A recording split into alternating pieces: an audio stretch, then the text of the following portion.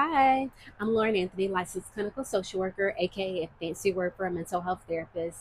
And I wanted to pop in just to see, how do you guys choose therapists? What is your process? How do you go about saying, okay, this is going to be the therapist that I go with, right? Or are you in the process of thinking about getting a therapist and you're like, I just need a couple tips to figure out how do I select a therapist? I got you. Let me tell you the three things that I will look for as a therapist, right? Number one, you're going to go through all these different profiles. You have alma.com, you have headway.com, you have psychologytoday.com. If your employer offers EAP, which is an employee assistance program, which allows you to get like the first 4 to 6 therapy sessions for free, which means like you don't pay the copay that's involved in what you would normally pay if you just go through your insurance. They usually have directories of therapists that you can choose from.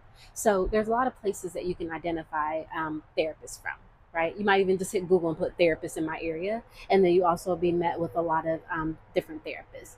But I would say the number one thing is that as you're scrolling profiles, just choose two, just two. When you start overwhelming yourself trying to pick like 5, 6 different therapists, that's going to be just very overwhelming.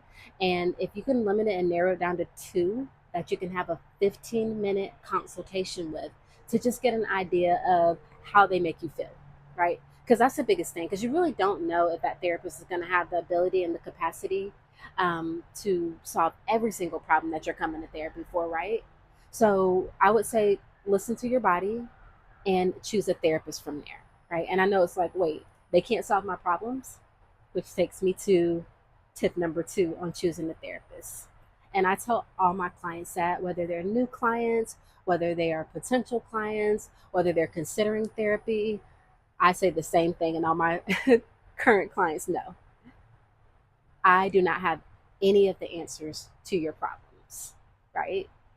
And I know that sounds weird because you're coming to therapy. You're like, wait, aren't you supposed to solve my problems? I'm supposed to help you solve your problems because you know who has all the answers? You do. You have all the answers, right, to how to solve your problems. But what happens is because of trauma, because of relationship breakups, because of family stuff, because of our childhood, our subconscious gets blocked. And when our subconscious gets blocked, it does not allow us to problem solve the way that we should for our own problems, or we just get really stuck in a cycle or a feeling um, that stays with us, and does not allow us to zoom out and get perspective. And that's the biggest thing about therapy. Therapy helps you gain clarity